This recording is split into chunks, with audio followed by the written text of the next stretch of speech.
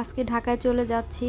আর সকালবেলায় একদম বাসা থেকে বের হয়ে গেলাম। আমি যখন ঢাকা থেকে গ্রামে আসি সকাল সকাল আসার চেষ্টা করি, এতে করে আসলে রাস্তায় যেন কোনো জ্যাম না থাকে আর রোদ ওঠার আগে যেন বাসায় আসতে পারি, সেজন্যই সকাল সকাল যাওয়া হয় আর আসা হয়।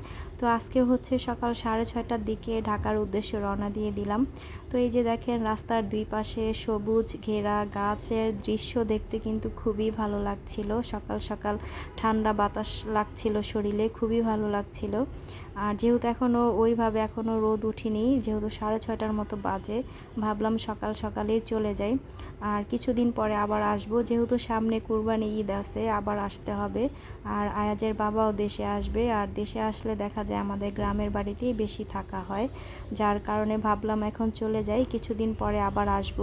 তো আপনাদের সাথে এই যে আমাদের বিক্রমপুরের রাস্তাঘাটগুলো শেয়ার করতেছি, কেমন হয়েছে অবশ্যই কিন্তু আপনারা কমেন্ট করে জানাবেন।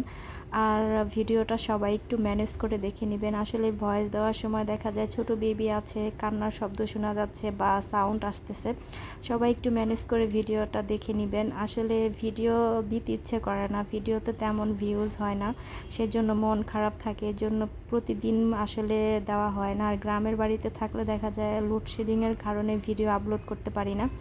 তো এই যে দেখেন সকাল সকাল এই দৃশ্যটা দেখতে খুবই ভালো লাগছিল। আপনাদের কাছে কেমন লেগেছে অবশ্যই কিন্তু কমেন্ট করে জানাবেন।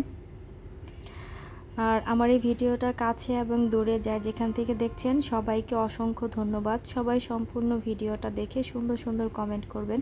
আপনাদের কমেন্টগুলো পড়তে খুবই ভালো লাগে আমার কাছে, নতুন করে ভিডিও বানাতে অনেকটাই উৎসাহ দেয়। তো এই যে দেখেন আমরা কিন্তু এখন মানে মেন রোড যেটাকে বলে, ছোট রাস্তা থেকে এখন আমরা বড় রাস্তায় চলে আসছি। আর এই রাস্তাটা দিয়ে যখন যাওয়া আসা করি এত ভালো লাগে, যারা আসলে বিক্রমপুরের এই রাস্তাটা দিয়ে আসা যাওয়া করেন তারাই বুঝতে পারবেন যে কতটা ভালো লাগে। আর রাস্তাঘাটগুলো এতটা সুন্দর করেছে।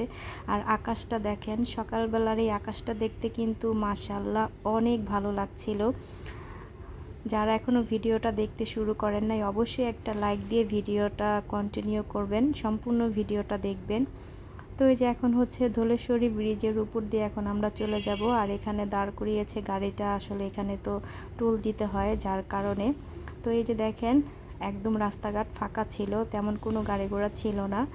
আর রাস্তাঘাট ফাঁকা থাকলে কিন্তু যেতেও খুব ভালো লাগে। দেখেন মাশাআল্লাহ কতটা ভালো লাগছিল।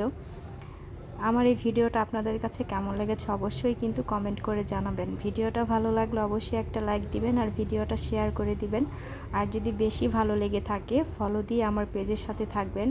আমার কোন ভিডিওগুলো আপনাদের কাছে বেশি ভালো লাগে সেটাও আমাকে কমেন্ট করে আপনারা জানাতে পারেন। আমি ওইভাবে আপনাদের জন্য ভিডিওগুলো বানাতে চেষ্টা করব। সবাই অনেক বেশি ভালো থাকবেন, সুস্থ থাকবেন। আল্লাহ হাফেজ।